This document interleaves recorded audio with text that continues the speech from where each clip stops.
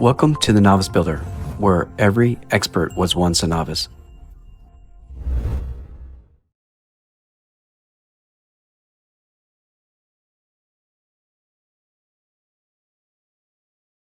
Today we're tackling a big project, installing Hardie Plank siding on my two-story house. Hardie Plank is a fiber cement siding that's durable, fire-resistant, and designed to handle all kinds of weather. It gives a great look and lasts for decades with minimal maintenance. Before installation, a Tyvek wrap is used as a weather-resistant barrier to protect the structure from moisture while allowing vapor to escape, ensuring better insulation and longevity of the siding. In this video, I'll give you a full time lapse of the installation. If you want a detailed step-by-step breakdown of the process, including the equipment used and essential safety measures, be sure to check out my full tutorial video in the description below. This time-lapse gives you a fast-paced view, but by subscribing to my channel, you'll gain access to all my in-depth tutorials, DIY projects, and step-by-step guides. So here's the process in action, shown in time-lapse.